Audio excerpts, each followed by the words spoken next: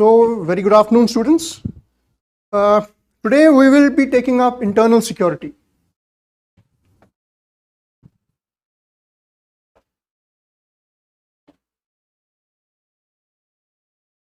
So, as we understand, India as a country has very diabolical neighbors. We have a very contradictory situation here. Let's see on the map of India.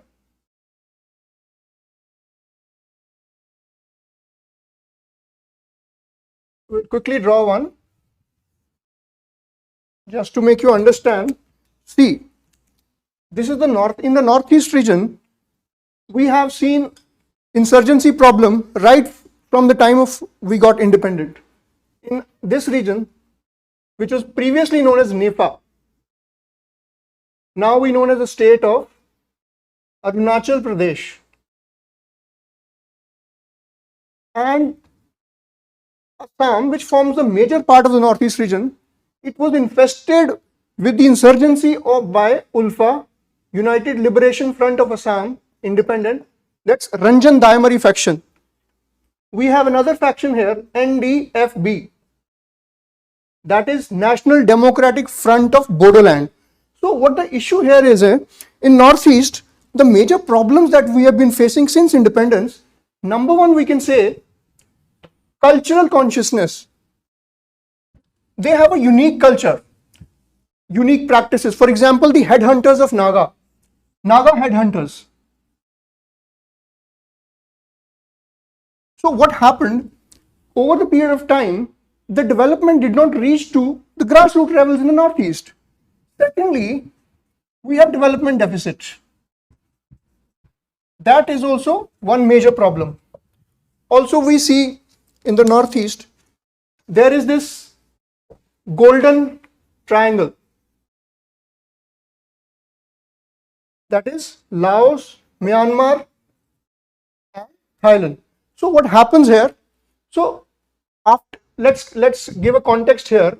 At the same time, we have a golden crescent in the northwest along our western borders, northwestern frontier. So Iran, Pakistan, and Afghanistan. Now Afghanistan is the biggest producer of opium. So what happens? So this becomes a great challenge for us. So we have infiltration, we have cross-border terrorism from this side, we have drug trade coming in, the use of drones. Recently you must have seen the use of drones in Jammu, in Samba sector, where a lot of drugs and arms have been dropped. Similarly, after Afghanistan, we have Myanmar. Myanmar is the second largest producer of opium in the region. So the problem in the northeast, these insurgent groups in the early 1960s and 70s, the problem was these were supported by China, they were supported from Bangladesh and Myanmar. Plus the porous border, the around 4,000 kilometer long border here is mostly porous. So it allows easy access for drug trade, arms cartelization.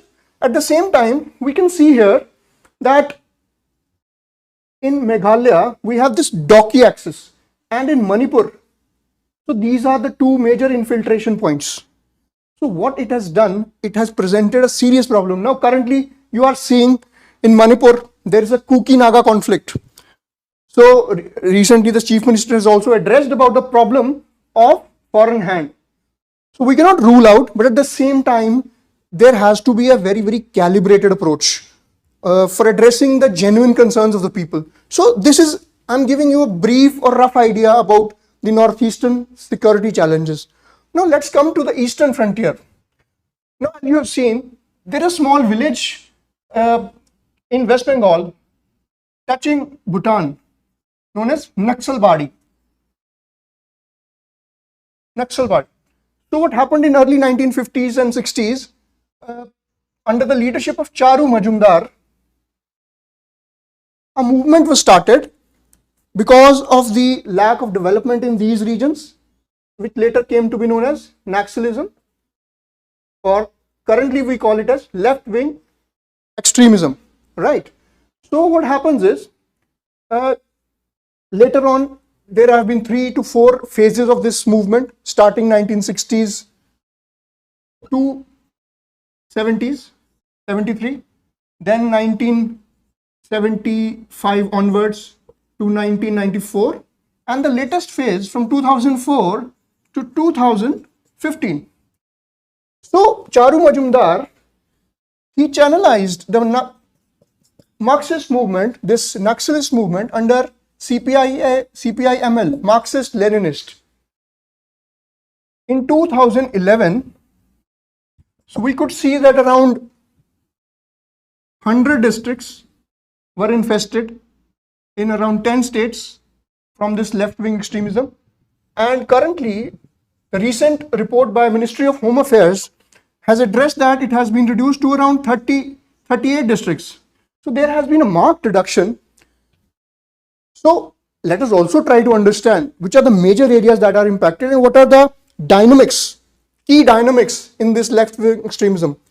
So you must have read in geography, this area known as Dandakarnya.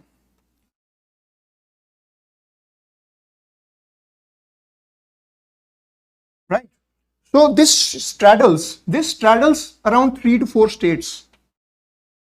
That is Odisha, Andhra Pradesh, then we have Chhattisgarh, and some part of West Bengal and Jharkhand.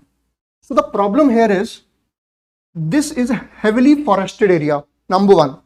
Number two, it is across in the adjoining area of many states, bordering area of many states. So that also creates a problem because no state, this interstate coordination is missing. At the same time, the Maoists, the Naxalists, they are launching these TCOC operations, right? So this multi-pronged challenge requires a strategy that is also multi-pronged. So accordingly, the government, it has, I will try it here if it's visible. Yeah. Government, if we take it as a core area of left-wing extremism, this is dealt with the approach of bullet for bullet. Right. After that, we have sympathizers. So this one is those people who are not actively involved in the violent activities, but they are sympathizer towards. So for them, we have to use the approaches like PISA, 1996, the Panchayat Extension to Scheduled Areas Act for their rights. And the other one, that is standby people, which right now have no affiliation, but they can be easily motivated and they can be brought into the mainstream. For them, we have the WHAM approach, WHAM, that is winning hearts and minds.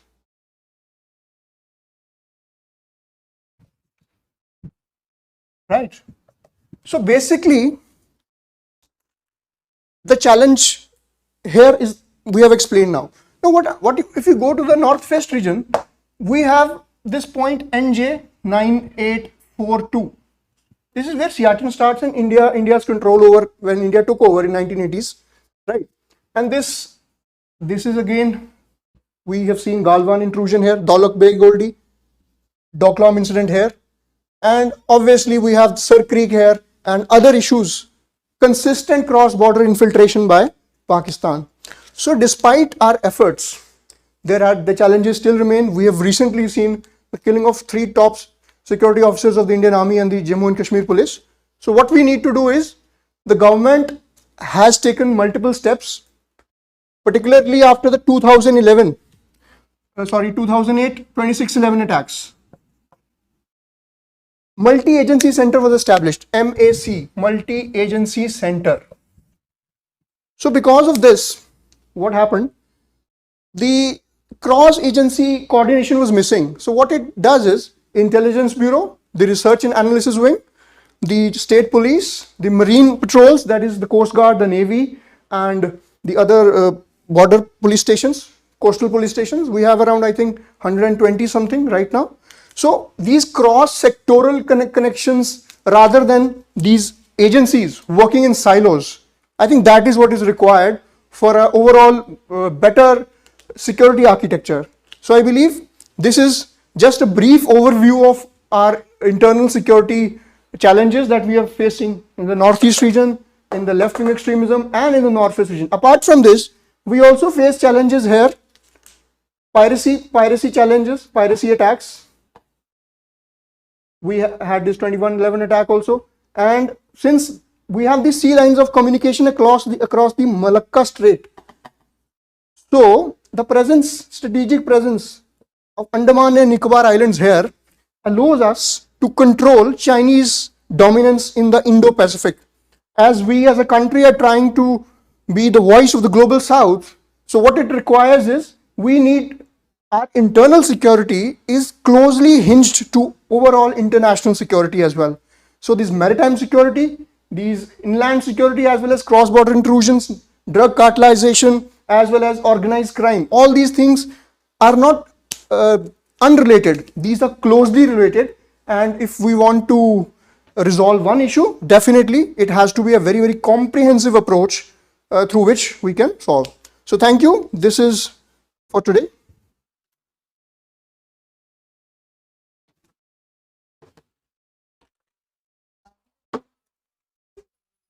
Excuse me?